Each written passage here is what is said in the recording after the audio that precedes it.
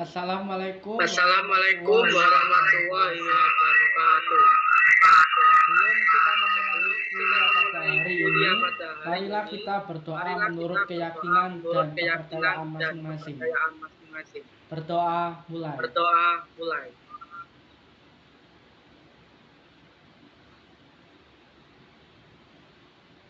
Berdoa selesai. Berdoa selesai. Pada kuliah pada pagi Pada kuliah pada pagi hari hari ini ini, kita akan hari membahas ini kita mengenai akan materi membahas struktur mengenai dan materi fungsi struktur dan endomembran. fungsi endomembran. Yang akan kita bahas pada Yang pagi akan hari kita ini bahas yang pertama pada ada pagi hari nukleus, ini yang retikulum pertama ada endoplasma, nukleus, badan retikulum Golgi, endoplasma, vesikel, badan Golgi, lisosom, dan juga vesikel, vakuola. lisosom, dan juga vakuola. Berikut merupakan indikator dari Berikut pertemuan merupakan keempat indikator atau pertemuan dari pada pagi pertemuan hari ini. keempat atau pertemuan pada pagi hari ini.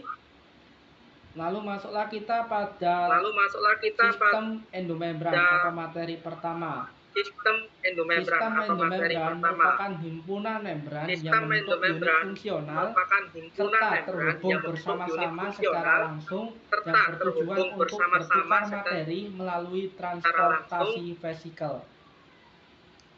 Sistem endomembran organel pada sistem endomembran dinamis akan membentuk suatu jejaring yang terintegrasi pada berbagai organel dalam sistem endomembran yang saling terkait baik secara struktural maupun fungsional.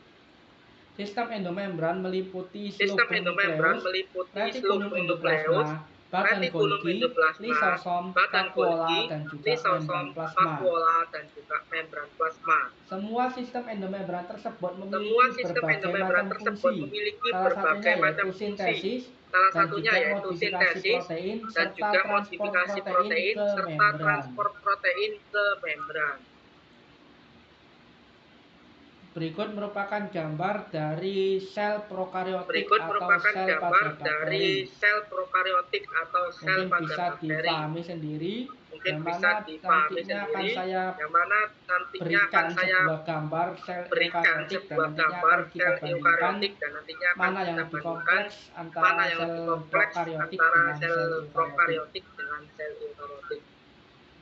Kemudian di sini ada gambar dari sel eukariotik yang dimiliki oleh sel tumbuhan, yang mana di sini terlihat jauh lebih kompleks dibandingkan sel prokariotik yang dimiliki oleh bakteri tadi. Karena pada sel eukariotik itu banyak organel yang sudah berkembang dan tidak dimiliki oleh sel prokariotik. Lalu di sini ada perbedaan sel hewan dan juga sel tumbuhan.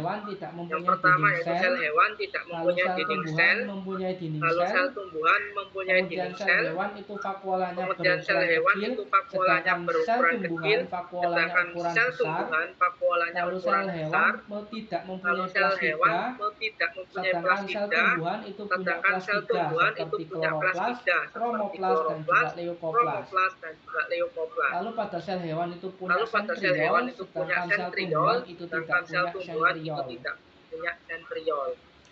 Masuklah pada sistem endomembran yang pertama yaitu nukleus. Nukleus mengandung sebagian besar gen yang akan mengontrol sel eukariotik. Lalu pada nukleus terdapat selubung nukleus yang berfungsi untuk melingkupi nukleus serta memisahkan isinya dari sitoplasma. Selubung nukleus merupakan membran ganda. Kedua membran yang dimiliki oleh selubung nukleus ini merupakan lipid barrier dengan protein yang terkait, serta dipisahkan oleh ruangan sekitar 20-40 nanometer. Lalu pada selubung nukleus ini akan terdapat pori-pori nukleus yang berdiameter sekitar 100 nanometer. Lalu pada bibir setiap pori terdapat membran dalam dan membran luar dari selubung nukleus yang saling menyatu. Berikut merupakan gambar dari nukleus, bisa dipahami sendiri. Lalu yang selanjutnya yaitu Lalu yang pembahasan selanjutnya tentang yaitu membran pembahasan nukleus. tentang membran nukleus. Membran nukleus itu terdiri Membran dari dua nukleus itu bagian, yaitu terdiri bagian dari dua luar dan juga bagian, bagian yaitu dalam. bagian luar dan Lalu juga di bagian membran dalam. nukleus juga terdapat Lalu di lamina membran nukleus nukleus juga dan juga terdapat lamina porinukleus. nukleus dan juga porinukleus. Fungsi dari membran nukleus. Fungsi Yang dari membran pertama yaitu nukleus. berkaitan Yang erat pertama dengan yaitu DNA berkaitan nukleus. erat dengan Yang DNA kedua yaitu nukleus. melindungi Yang komponen kedua yang yaitu ada di melindungi nukleus. komponen yang ada Yang di ketiga nukleus. yaitu memisahkan Yang ketiga nukleus yaitu dengan isi memisahkan nukleus sitoplasma. dengan isi Hal sitoplasma. yang terakhir yaitu Hal membentuk yang terakhir kerangka yaitu struktural membentuk dari kerangka nukleus. struktural dari nukleus. Ini merupakan gambar Ini dari merupakan gambar polinukleus dan dari juga polinukleus lamina dan nukleus. juga lamina Yang warna nukleus. purple Yang ini warna purple ini merupakan pori-pori merupakan nukleus. pori-pori nukleus. Sedangkan yang warna hijau merupakan Sedangkan yang warna lamina hijau nukleus. merupakan lamina nukleus. Ini merupakan struktur Ini merupakan tiga dimensi struktur dari tiga dimensi nukleus. dari Di sini bisa terlihat nukleus. bahwa ada Di sini retikulum bisa terlihat endoplasma bahwa yang ada menempel di retikulum nukleus. endoplasma yang Lalu ada menempel di juga kromatin. nukleus.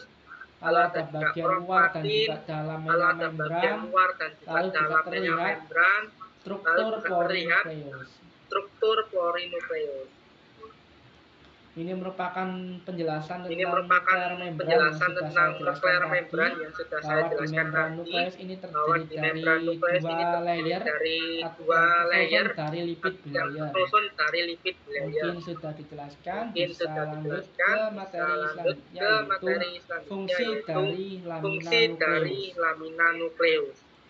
Fungsi yang pertama yaitu Fungsi yang mengatur pertama yaitu organisasi mengatur genom dan organisasi juga genom struktur dan kromatin juga struktur melalui interaksi kromatin langsung dengan melalui kromatin. interaksi Lalu yang kedua langsung yaitu dengan lamina akan kromatin. mengatur Lalu yang ekspresi kedua gen yaitu dengan lamina meletakkan akan faktor mengatur ekspresi transkripsi gen di dengan selubung meletakkan inti. faktor transkripsi di selubung inti. Lalu yang ketiga yaitu Lalu memediasi yang ketiga hubungan yaitu struktural memediasi antara hubungan nukleus struktural dan juga antara nukleus dan sitoskeleton. juga Lalu yang sitoskeleton. keempat yaitu Lalu menyediakan yang keempat yaitu platform untuk menyediakan perakitan platform kompleks untuk protein perakitan yang kompleks nantinya akan protein terlibat yang dalam nantinya jalur akan terlibat transduksi dalam sinyal. jalur transduksi sinyal. Lalu fungsi yang kelima yaitu Lalu memberikan fungsi yang stabilitas kelima mekanis yaitu di memberikan bagian membran stabilitas inti mekanis bagian di dalam. bagian membran inti bagian dalam. Kemudian penjelasan selanjutnya Kemudian yaitu penjelasan mengenai selanjutnya yaitu nukleus. mengenai nukleus. Nukleus merupakan tempat Nukleus komponen merupakan ribosom tempat komponen disintesis ribosom ataupun dirakit. disintesis ataupun dirakit. Komponen-komponen yang sudah dibentuk Komponen-komponen dalam yang sudah nukleus ini dibentuk akan dalam nukleus dilewatkan ini melalui akan porinukleus, dilewatkan melalui kemudian porinukleus, menuju ke kemudian sitoplasma. menuju ke sitoplasma. Lalu setelah dibawa ke Lalu sitoplasma, setelah semuanya dibawa akan ke bergabung sitoplasma, untuk semuanya akan membentuk bergabung ribosom. untuk membentuk ribosom. Ini merupakan gambar Ini dari merupakan pori-pori gambar nukleus dari yang berwarna pori-pori ungu, nukleus yang lalu berwarna laminanya ungu, berwarna hijau. lalu laminanya berwarna Kemudian ini hijau. adalah struktur tiga Kemudian ini dimensi dari membran nukleus, adalah bisa struktur tiga dipahami dimensi dari sendiri. membran nukleus, bisa dipahami sendiri. Lalu yang selanjutnya yaitu Lalu yang bagian-bagian selanjutnya dari yaitu pori nukleus.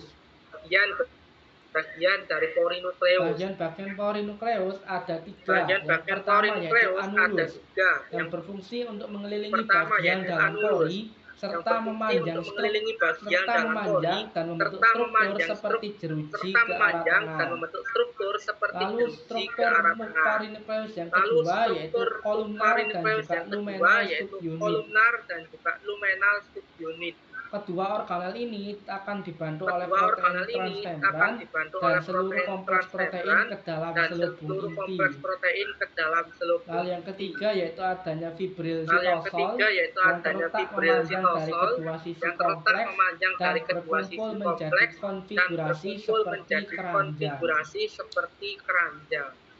Lalu struktur dari pori nukleus Lalu struktur dari yang pori pertama nukleus yaitu tersusun dari yang kompleks pertama yaitu protein tersusun dari serta kompleks diameter protein luarnya sekitar serta diameter 120 luarnya sekitar nanometer. 120 Lalu yang nanometer. kedua yaitu diameter Lalu yang salurannya kedua yaitu sepanjang diameter 25 salurannya nanometer. sepanjang 25 nanometer.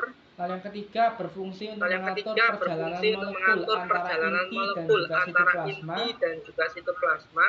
Lalu yang keempat yaitu Lalu yang keempat memperbolehkan yaitu molekul yang memperbolehkan boleh masuk ke molekul inti yang boleh maupun masuk ke inti meninggalkan maupun inti. meninggalkan inti. Seperti halnya molekul yang Seperti diizinkan halnya masuk ke molekul inti yang itu diizinkan masuk seperti ke inti itu keluarnya seperti DNA dan keluarnya RNA. Dan nantinya polinukleus ini berfungsi untuk menghambat keluarnya DNA maupun RNA. Sedangkan molekul yang diizinkan untuk meninggalkan inti seperti subunit ribosom. Lalu pada polinukleus juga berfungsi untuk transport pasif dan juga transport aktif. Ini merupakan struktur tiga dimensi dari retikulum endoplasma. Mungkin bisa difahami sendiri.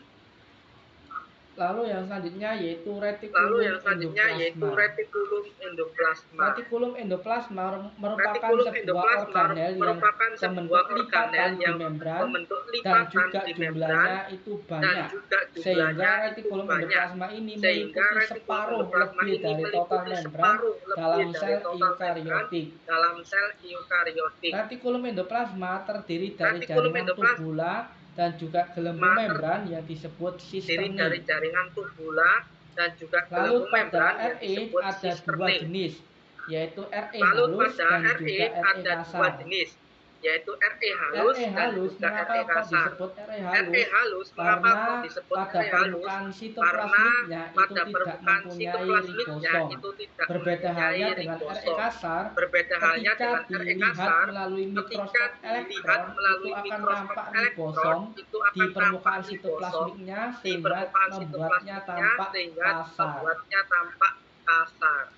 Lalu RE halus berfungsi untuk berbagai macam jenis. Yang pertama yaitu untuk proses metabolisme seperti sintesis lipid, metabolisme karbonhidrat, dan yang ketiga yaitu penawar obat serta racun. Lalu pada RE kasar itu berfungsi untuk membuat protein sekretoris serta merupakan sebuah pabrik membran yang tumbuh di tempatnya dengan menambahkan protein dan juga fosfolipid. Berikut merupakan gambar dari retikulum endoplasma. Lalu di sini ada gambar membran plasma, ada membran retikulum endoplasma. Mungkin bisa difahami sendiri. Kemudian masuk ke bagian ribosom. Ribosom merupakan tempat sel untuk membuat protein. Ribosom terdiri dari dua jenis, yaitu ribosom bebas dan juga terikat. Ribosom bebas itu terletak di dalam sitosol, sedangkan ribosom terikat itu terletak di bagian luar dari jaringan retikulum endoplasma. Lalu pada ribosom bebas, sebagian besar protein yang dibuat itu akan berfungsi di dalam sitosol. Sedangkan pada ribosom terikat itu berbeda dengan ribosom bebas, yang mana saat ribosom terikat ini membuat protein itu bertujuan untuk membungkus organel tertentu seperti lisosom ataupun dikirim untuk keluar sel. Lalu bagian endomembran yang selanjutnya yaitu badan